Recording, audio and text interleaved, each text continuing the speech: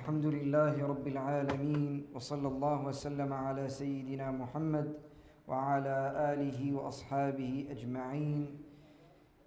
Inshallah, by the will of Allah subhanahu wa ta'ala, tonight we are going to finish the 16th juz of the Quran. In this juz, Allah subhanahu wa ta'ala has placed the ending of Surah Al-Kahf as well as Surah Maryam and Surah Taha. And within these surahs, you find that Allah subhanahu wa ta'ala discusses the story of Maryam alayhi salam, Yahya, Zakaria, and many other luminaries and many other prophets from our tradition.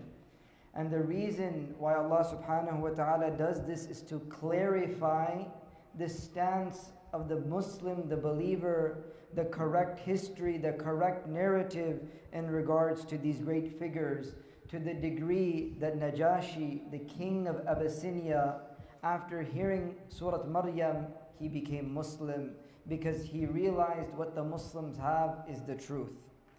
Many people become Muslim even in this country because they realize that they can believe in Isa, they can believe in Maryam alayhi salam, and they don't have to leave them behind when it comes to becoming Muslim. They just have to correct their belief about them.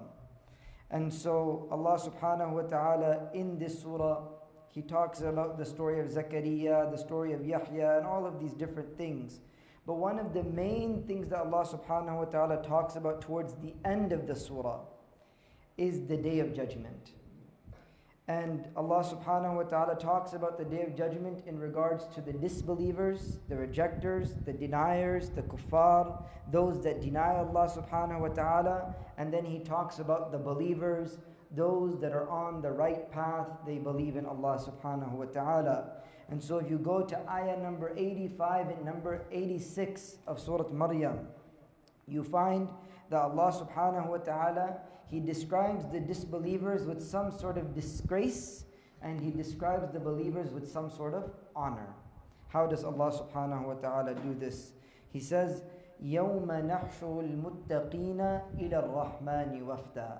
That on that day, the believers, the muttaqeen, the people of taqwa, the righteous will be gathered, meaning they will be risen from their graves and they will be gathered ila ar-Rahman, in front of their most merciful Lord, wafda. And here's the key word for us. Wafda in Arabic means a delegation. A delegation is a group of people that go to visit royalty, to go visit kings, to go visit presidents, you could say. And so the Arabs, they used to think that the greatest honor that a person could have was to be part of a wafd, to be part of a delegation. It was the most prestigious thing because what happens? You come upon a king. And as you come upon a king, there's a red carpet set out for you. There's decorum. You're honored. You're respected. Somebody opens up a long piece of paper and says, MashaAllah, Yusuf is walking in right now, right? They say nice things about you as you walk in. So just imagine for a second a royal delegation. Wafda, just one word. So powerful. On that day, who will be the king? It will be Allah. Who will be the delegation coming to Allah?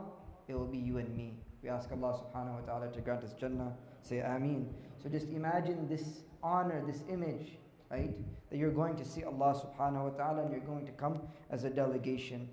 Opposite side. وَنَسُوقُ الْمُجْرِمِينَ إِلَى جَهَنَّمَ وِرْدًا.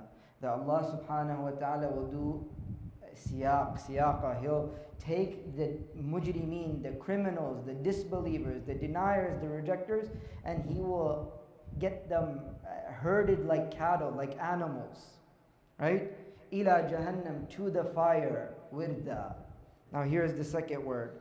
This word wirda in Arabic, it comes from the word warad al-ma. Warad al-ma is when a person goes to a bank of a river or goes to some sort of water source to drink.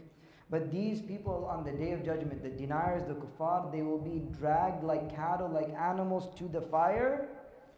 And there they will be hungry, they'll be thirsty, they'll be panting and desperate. And the shepherd will just be pushing them along as if they mean nothing, as if their existence is nothing. So I want you to, in your mind, compare these two images. One is an honorable image, you're visiting the King Ar-Rahman, and the other one you're being dragged like animals and pushed around like animals. Which one do we want to be? We ask Allah subhanahu wa ta'ala to make us from the first category. So now compare these two images just in terms of honor, how you're received. There's a complete 180 difference. And so we ask Allah subhanahu wa ta'ala one more time to make us from that first group. سبحانك اللهم وبحمدك نشهد أن لا إله إلا أنت نستغفرك ونتوب إليك.